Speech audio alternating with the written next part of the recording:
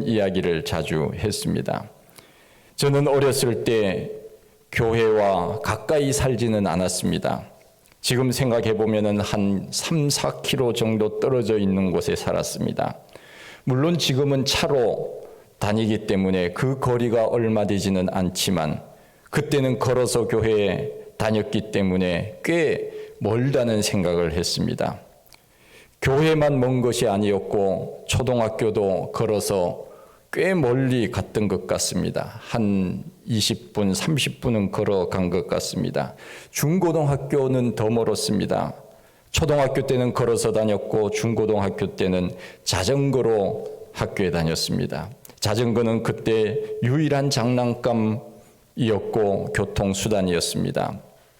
자전거를 얼마나 잘 탔는지 두 손을 놓고 탈 정도였으니까 매일같이 자전거 타는 일은 그야말로 삶의 기쁨이었습니다. 청소년 시절에는 교회에서 많이 살았습니다. 그때는 우리 어렸을 때부터 다니시던 우리 성도님들은 다 아시겠지만은 교회에 아이들이 많았고 청소년들도 많았습니다. 문학의 밤 연습한다는 핑계로 교회에 와서 살았고 성탄 연습 등 성탄 등을 만들어서 새벽송 한다고 교회에 와서 살았고 여름 수련회 준비한다고 교회에 와서 살았고 저는 중학교 1학년 때부터 고등학교 3학년까지 여름 수련회를 빠진 적이 없었습니다. 교회가 놀이터였습니다. 청소년 시절 교회에서 중학교 학생회장하고 고등부 때도 학생회장을 했으니 교회에서 살다시피 할 정도였습니다. 청소년기 때 겨울에 눈이 오면 교회 가서 눈을 치웠습니다. 누가 시키지 않았습니다. 목사님이 와서 교회 눈 좀 치라고 말씀하지 않았습니다. 그냥 제가 좋아서 했습니다. 겨울에 톱밥 난로를 뗄 때 톱밥을 구하기 위해서 형님이 야 우리 톱밥 사러 가자 그러면은 같이 따라갔던 일이 있었습니다. 손수레를 끌고 이곳저곳에 목재소를 다니며 톱밥을 사오기도 했던 기억이 있습니다. 산에 가자 그러면은 산에 갔습니다. 왜 산에 가느냐 그랬더니 이 톱밥을 떼기 위해서는 솔갈비가 필요하다. 그거 갈비 좀 긁어 오자. 형님들이 그러면 또 따라갔습니다. 제가 다니던 교회는 계단이 많은 언덕에 있었는데 물건이 있으면은 다 손으로 나르고 지게로 날라야만 했습니다. 특히 기억나는 것은 교회를 증축할 때 성도들이 계단에 일렬로 줄을 서서 벽돌을 날랐던 것이 아직까지도 생생합니다. 지금은 교회가 아주 잘 지어져서 평지로 내려왔지만 그때 그 성도님들은 그 높은 계단을 오르내리느라 고생을 많이 했을 것입니다. 그런데 저는 그때 그 높은 교회가 좋았습니다. 왜냐하면 사방이 다 보이고 앞에는 강이 흘러서 전망이 좋았습니다. 여름에는 나무가 많아서 시원하고 겨울에는 춥기는 했지만은 그러나 놀이동산 같은 그 동산이 좋았습니다. 그런데 시대가 흐르면서 자동차가 생기고 하니까 성도들이 꾀가 생기기 시작했습니다. 자동차가 들어갈 수 있는 교회가 있었으면 좋겠다 하는 생각을 한 것입니다. 주변 이웃교회는 평지에 있어서 자동차가 들어갔다 나왔다 그러는데 우리 교회는 그야말로 높은 곳에 있으니까 사람들이 상대적으로 피곤함을 느꼈습니다. 그래서 심리적으로 계단을 오르내리는 것이 시대가 가면 갈수록 점점 더 심리적으로 힘들었던 것입니다. 식사당번 하시는 분들은 물건을 사서 들고 그 계단을 올라가야만 했습니다. 그래서 성도들의 기도 제목이 하나님 평지로 내려갔으면 좋겠습니다. 그렇게 기도를 열심히 했습니다. 그 기도 제목이 이루어졌습니다. 지금은 평지에 아주 넓은 터에 교회를 예쁘게 잘 지었습니다. 제 누나 두 분이 그 교회 권사인데 한 분은 70이 넘어서 은퇴를 하고 한 분은 아직 시무 권사로 있는데 이런 말을 합니다. 평지에 내려오니까 너무 좋다. 그런 이야기를 합니다. 계단을 오르내리지 않아도 되고 물건을 들고 그 높은 계단에 힘들게 올라가지 않아도 되니 얼마나 좋은지 몰라. 그런 이야기를 합니다. 그 고향 교회에 다닌 지 오래되었으니까 50년 또는 60년 한 교회를 섬기고 있으니 거의 최고참이지요. 그때는 교회에서 봉사하는 것이 친구 만나서 놀고 재미가 있어서 한 것뿐인데 지금 생각해 보면 그것이 교회를 사랑하는 출발점이 되지 않았나 하는 생각이 듭니다. 그때 하나님께서 저를 잘 봐주셔서 오늘날 나를 목사로 만들어 주신 것이 아닌가 하는 생각에 얼마나 하나님 앞에 감사한지 모르겠습니다. 찬송가에 나오는 것처럼 이것이 나의 간증이요 이것이 나의 찬송이니 나 사는 동안 끊임없이 구주를 찬송하리로다.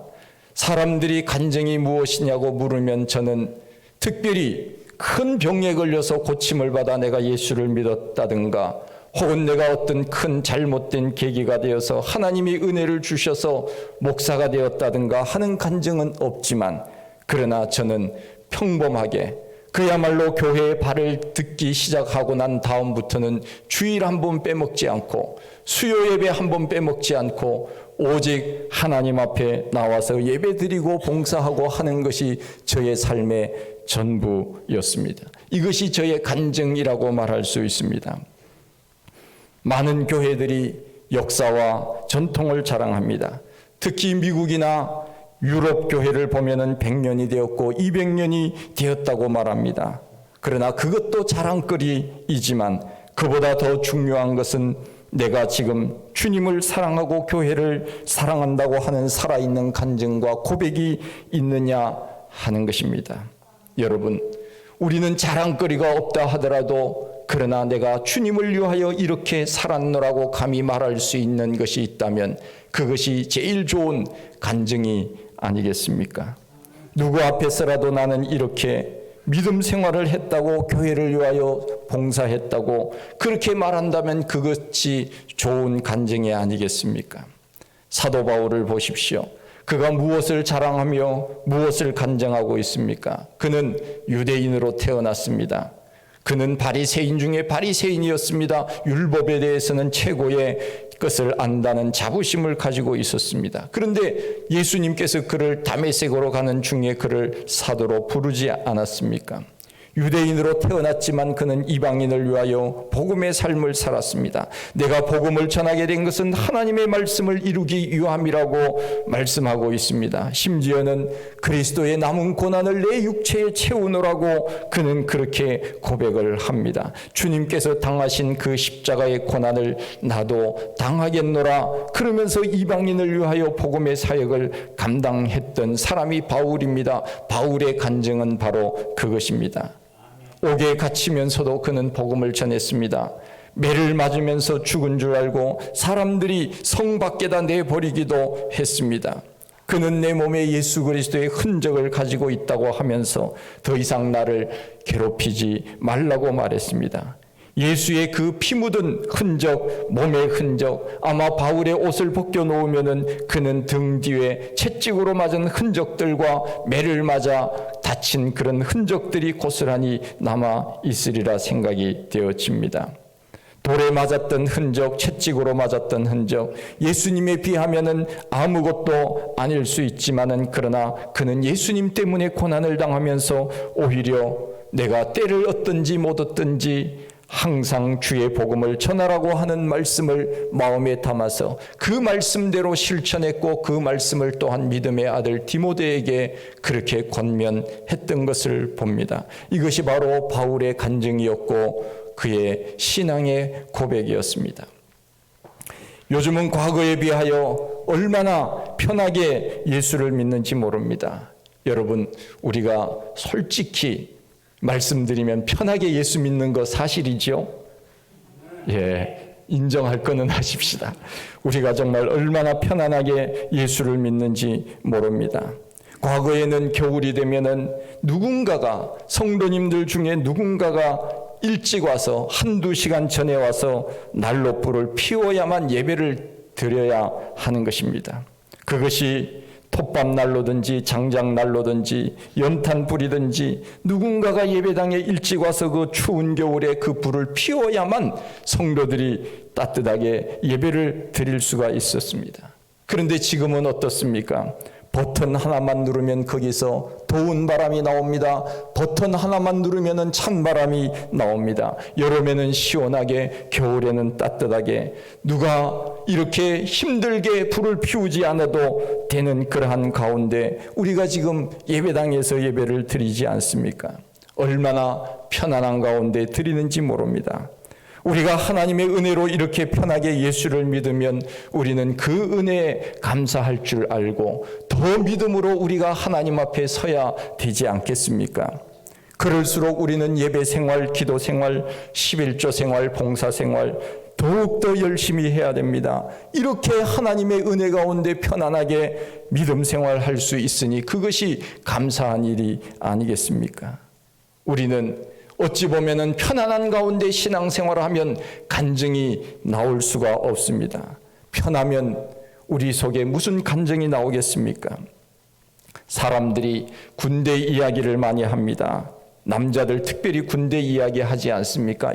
요즘은 여자들도 군대에 많이 가지만은 왜 해병대가 평생 한 번 해병은 영원한 해병이라고 자랑하고 있습니까? 저는 해병대 앞에서는 저는 음매 기주고 말을 못합니다. 왜 그렇습니까? 그분들보다 제가 덜 고생했기 때문에 그렇습니다. 해병대는 그야말로 강한 훈련을 받지 않습니까? 목숨을 거는 훈련을 그들이 하는 것입니다. 그러니 제대하고 나와서도 빨간 베레모를 쓰고 다니고 교통정리를 하고 군복을 입고 다니는 것이 자랑스럽고 자기들이 개인 차에다가 해병대 마크를 달고 다니는 것이 얼마나 자랑스럽게 여기는지 모릅니다. 그렇죠? 왜 그렇습니까? 할 말이 있다는 것입니다. 내가 이렇게 고생을 했다는 것을 사람들이 알고 있고 본인 자신들이 알고 있으니 그것이 자랑거리가 되는 것입니다. 그렇습니다. 우리가 편안하게 믿음 생활하면 거기에는 간증거리가 나오지 않습니다. 내가 교회를 위하여 무엇을 했는데 간증거리가 있을 수 있겠습니까? 주를 위하여 복음을 위하여 내가 무엇을 했기 때문에 사람들에게 자랑할 수 있다는 말입니까? 결코 없습니다. 그러기에 우리는 간증이라고 하는 것은 편리함, 편안함 속에 간증이 나오는 것이 아니라 고난 가운데 힘들고 어려운 신앙생활을 하면서 우리 속에는 간증거리가 생기게 되는 것입니다. 과거에는 교회에 이와 같이 좋은 의자가 없었습니다. 어떻게 신앙생활을 했습니까? 마룻바닥에 방석 깔고 엎드려서 차려기도 했습니다. 교회가 가난하면 목사님의 생활비를 드릴 것이 없어서 목사들은 고픈 배를 움켜쥐고 목회를 하기도 했다는 이야기를 많이 듣습니다. 옛날에는 성미를 떠서 드렸습니다. 성도들이 매 끼니마다 숟가락으로 가족 수대로 매 끼마다 떠서 성미를 준비하여 교회에 하나님 앞에 드리면 목회자들은 그것으로 끼니를 연명을 했던 시절이 있습니다. 그 시절이 성도들이 어찌 보면은 정성을 다했던 시절이라고 볼 수 있습니다. 지금은 우리나라가 세계 속에 부강한 나라가 되었습니다. 여러분, 왜 우리나라가 세계 속에 부강한 나라가 된 줄 아십니까? 여러 가지 이유가 있겠지만 저는 늘 이와 같은 말을 하면 이와 같이 대답을 합니다. 우리 믿음의 사람들이 나라를 위하여 눈물로 기도했기 때문이라고 저는 그렇게 해석을 합니다. 실질적으로 하나님께서 우리 성도들의 기도를 들으시고 한국교회를 부흥시키셨고 우리나라를 세계 속에 우뚝 설 수 있는 나라로 세워주셨다고 저는 분명히 믿습니다. 예수 믿는 성도들이 교회와 나라를 위하여 눈물로 기도했기 때문에 하나님이 우리나라를 이렇게 세워주신 것입니다. 이제는 우리나라 패스포트를 가지고 세계에 나가면 사람들이 한국 사람을 부러워합니다. 어디서 왔느냐 물으면 우리는 한국에서 왔습니다. 그러면 다시 한번 원더풀을 외치고 엄지척을 하는 시대가 되었습니다. BTS 노래를 아느냐 그러면은 저는 아는 게 없지만은 세상 사람들은 BTS를 다 알면서 그 K-팝, K-요리, K-문화라고 하는 것이 세계 속에 지금 현재 우뚝 선 그런 것으로 유명하지 않습니까? 왜 이렇게 되었습니까? 그것은 바로 우리 성도들이 40년, 50년, 60년 전에 눈물로 나라를 위하여 기도하고 하나님 앞에 복을 달라고, 하나님 우리나라도 한번 잘 살게 해주십시오, 우리 한국교회도 다시 한번 일어나게 해주십시오, 간절히 기도했을 때 하나님께서 그렇게 복을 주시지 않았겠습니까? 그때 그 성도들의 눈물과 기도로 우리는 지금 이렇게 살고 있는 것입니다. 우리는 그것을 잊어서는 안 됩니다. 이제 교회와 나라를 위하여 눈물 흘리는 성도들이 없다면 한국교회도 망하고 우리나라도 망하는 것입니다. 교회가 점점 사람들이 줄어들고 기도하는 사람들이 없다면 한국교회도 대한민국도 점점 쇠락의 길로 갈 것이 분명한 것입니다.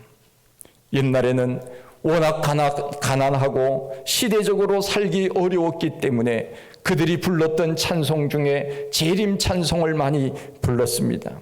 주 예수의 강림이 가까우니 저 천국을 얻을 자 회개하라.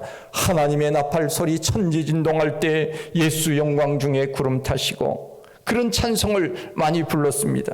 나라가 어렵고 가난하니까 하나님 빨리 좀 세상에 종말이 왔으면 좋겠습니다. 우리 예수님 빨리 오셨으면 좋겠습니다. 로마 시대의 박해가 심했던 그 시대에 네로 황제가 통치하였던 주 54년 이후에 10여 년, 20년 그 기간, 그 다음 도미티아니우스 황제 때 얼마나 기독교인들을 박해했습니까? 그때 그들이 인사했던 것이 마라나타, 주님 빨리 오십시오 하는 인사였듯이, 우리나라도 가난한 시절에 그들이 서로 인사했던 것이 바로 이와 같은 인사였습니다. 주님 언제 오십니까? 하는 인사였습니다.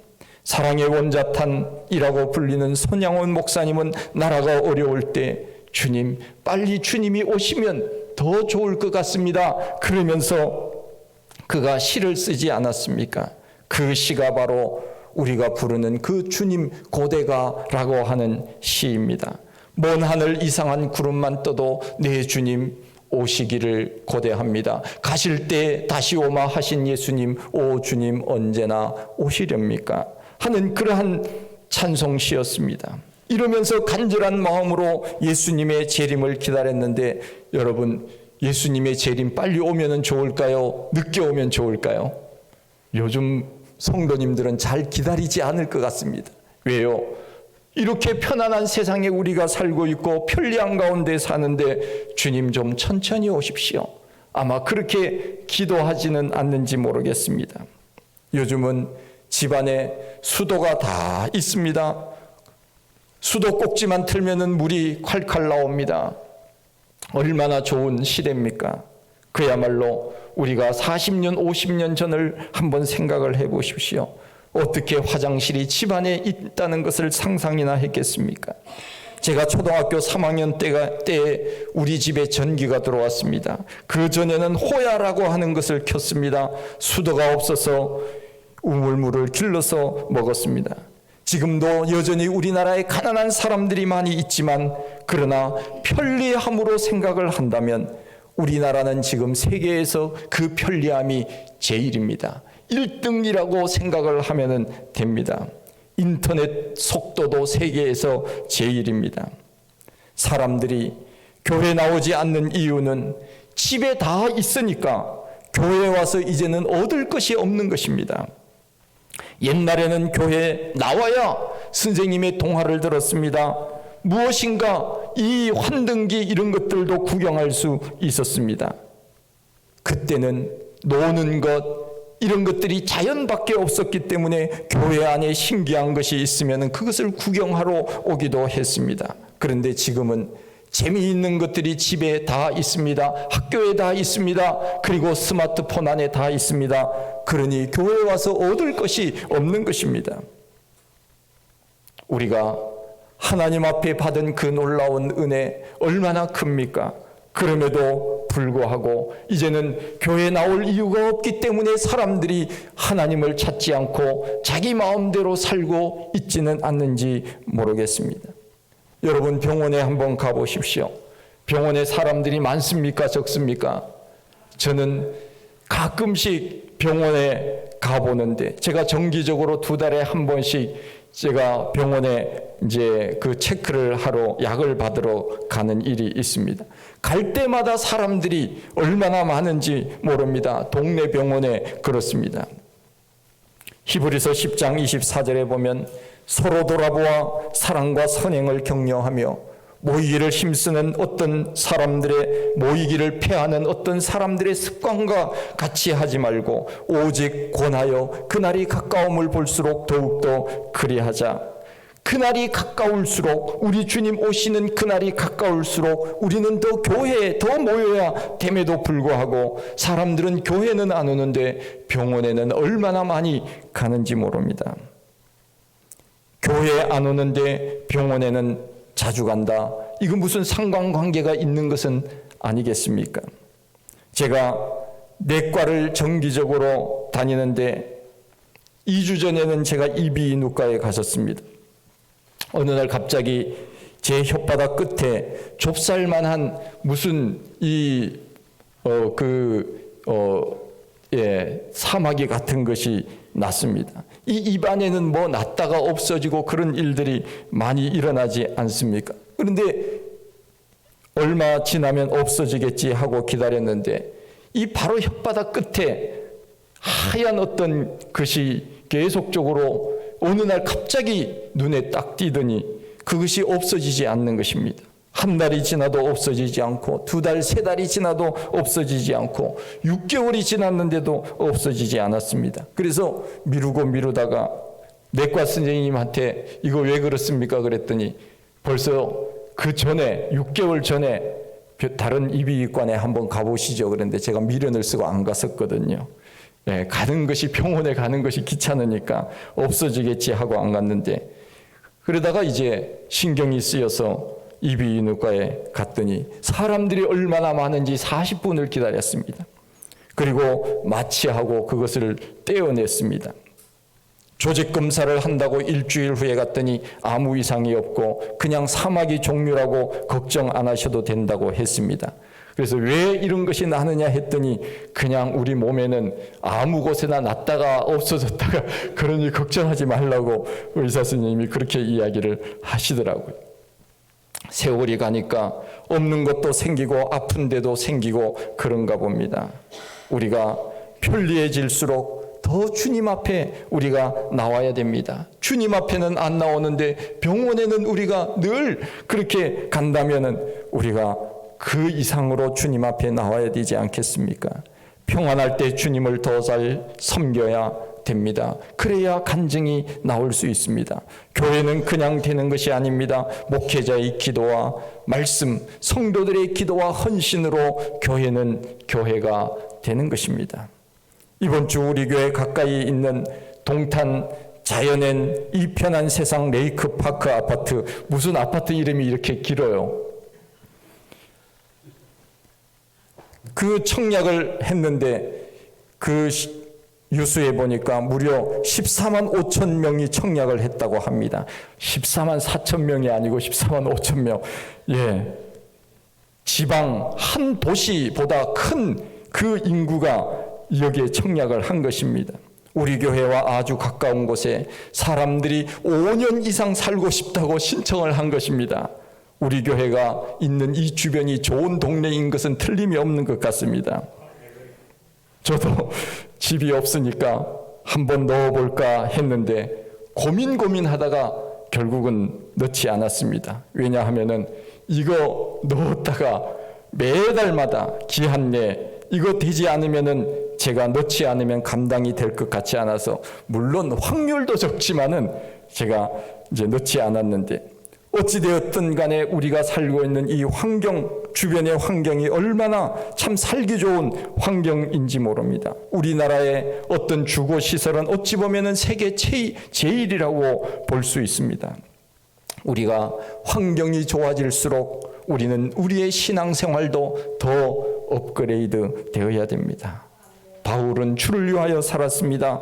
그래서 간증거리가 많았습니다. 고린도후서 11장에 보면은 그의 고난이 잘 나와 있지 않습니까? 죽을 고비 넘기고 매맞고 죽고 헐벗고 굶주렸다고 했습니다. 주님 때문에 그렇게 당한 것입니다.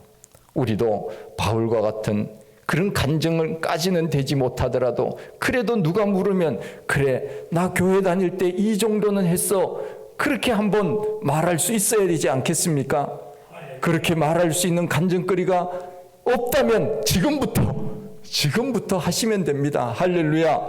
그렇게 해서 우리가 정말 주님께서 우리가 주님이 물으시면 가슴을 펴고 고개를 당당하게 들고 주님 제가 그래도요 좀 이렇게 좀 교회 다닐 때 봉사했거든요, 이렇게 한번 말할 수 있다면 얼마나 주님이 좋아하시겠습니까?